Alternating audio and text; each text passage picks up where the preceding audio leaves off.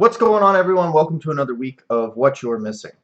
This week we're going to get into something a little bit not game related, so I want you to bear with me, and that's pretty much what's going to happen. So, as you can tell, this is being recorded during the day, and not just during the day, but earlier than I've ever recorded it before, so I apologize if the lighting from outside is such that this part of my face looks shaded. I've turned on the lights. That didn't really help. I could like set up a spotlight, and I'm just not I'm not rigged and set up for that kind of production here. So you're gonna have to deal with what you get. So jumping right into it, I saw that Destiny has about 3.2 million people playing their game on a daily basis now, just 1 month after launch. That's very impressive. I think they said that they had, during their busiest beta, something like 4.6 million users. So this is, they're doing very well.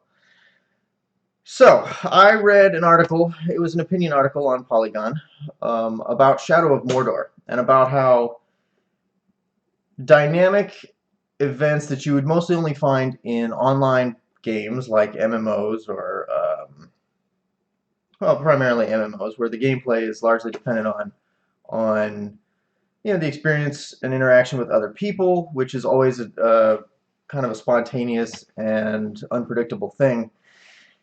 And you've also got things going on in Diablo. But so the example that they used was while they're out questing in World of Warcraft, as an example, that they've spent a long time getting to the end of the quest. Not that long, but they spend a lot of time and energy. They get to the end, they're really working very hard to kill something that's difficult to kill, and right before they kill it, another player runs up and quite literally stabs them in the back, killing them, and then killing their quest mob, and they have to start over and do all of this again. Now, in these MMOs and games like World of Warcraft, you have to voluntarily put yourself in a position where other players can attack you, like at any given point in time. So you sort of go into the game with that understanding. And also so the argument that he's making is that single player games are now starting to use that kind of, not mechanic, but that kind of spontaneity to shake up the game a little bit, because single player games can, once you get into the routine of it, can sometimes be boring.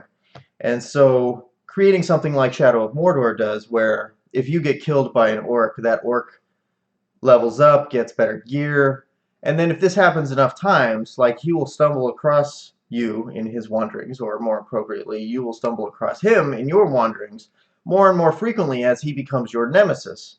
And after a certain point, you'll be in a mission or doing a quest somewhere, and this orc and his buddies will just show up randomly in the middle of your quest, very much the same as they did, as another person did in World of Warcraft, and quite possibly make that quest that you're on unbeatable, because you didn't go out of your way to go and kill this orc and get him out of the way.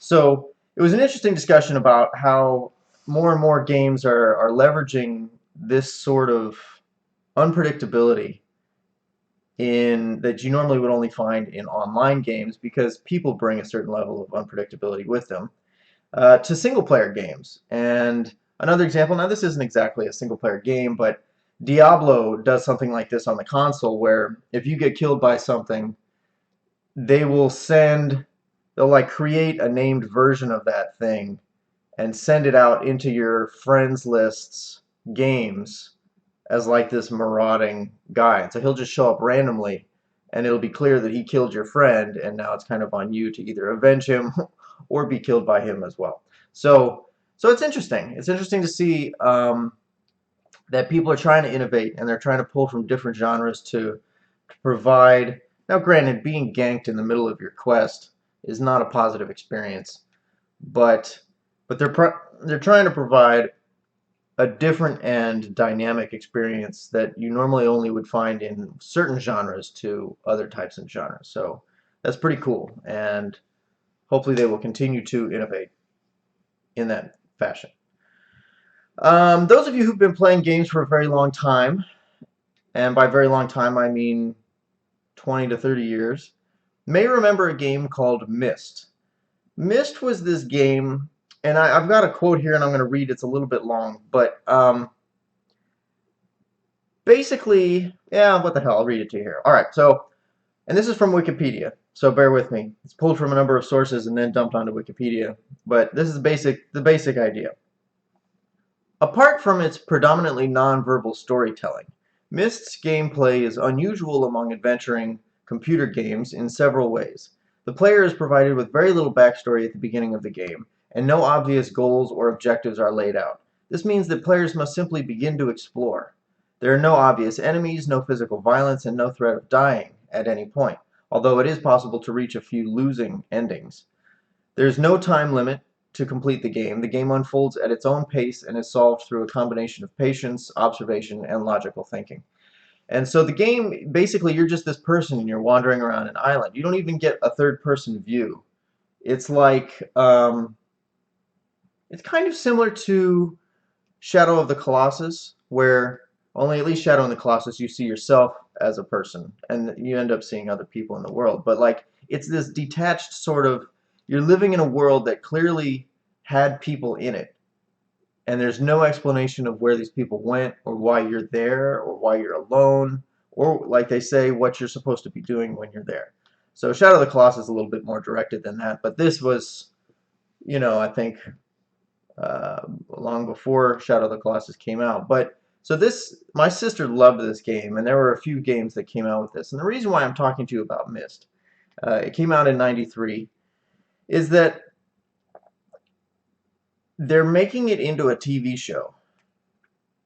So while all of what I read you sounds like a fantastic game and a fantastic experience, and not just fantastic, but very different than your average game and gaming experience these days.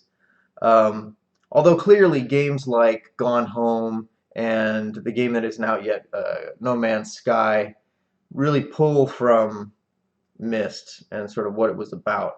In that, in Gone Home, you are a girl returning home from college, I think it was, or just adult life to see her parents, and you enter this house, and it's just an exploration game. You learn about the house and her and your own character through the wanderings in this house.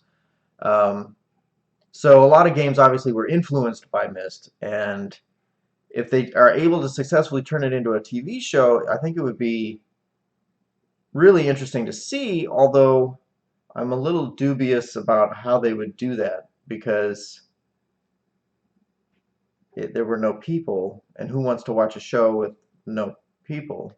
I don't know.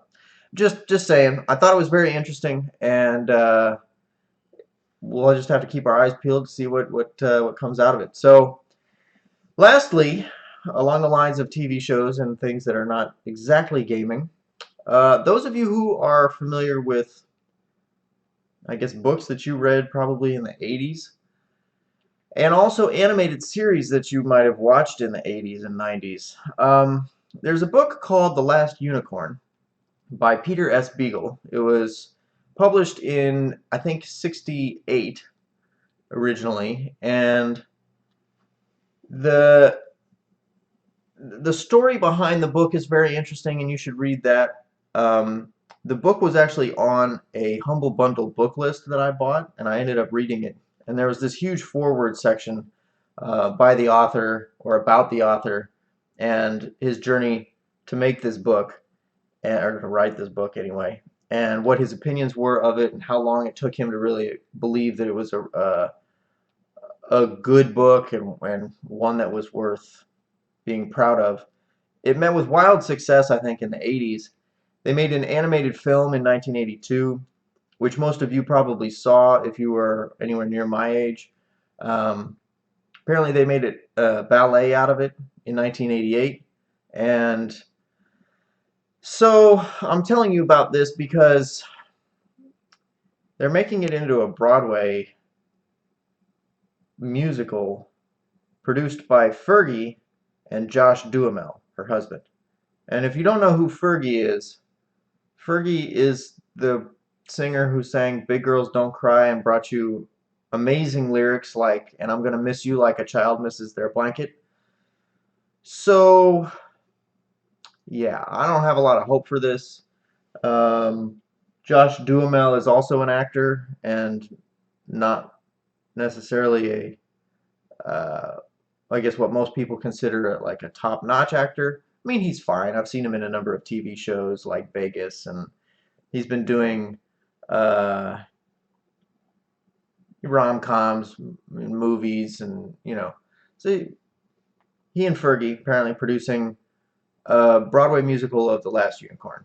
I'm not sure I would have trusted them or put them in charge of it, but I don't want to judge too quickly. We'll see. Maybe they've got great chops as producers. Maybe they won't have any influence, or maybe their influence will be great. So, there you have it. That was last week's video gaming news as it is, or at least as I saw it. I know there's a Comic-Con going on right now, and I know that there's a lot of talk about Walking Dead and The Wolf Among Us and all kinds of other zombie type stuff. So, yeah. So that's all I got this week. Thank you very much for watching. Go hit subscribe, tell your friends, email me, tweet at me. Let's talk. Let's play Destiny. Only don't just invite me to a game or send me a random friend request, because I don't really know who that is or what's going on. If it's you, just say, hey, I watch your show, or I read your blog, or whatever, and I want to play with you, great, I'll accept your friend request. If it's just a random friend request, I usually don't automatically accept those, because I don't know, maybe I should. Maybe that's just how it's done. But, yeah, reach out, let's talk, and I will see you tomorrow, where I talk even more about Destiny, which I'm sure you're looking forward to. I'll see you tomorrow.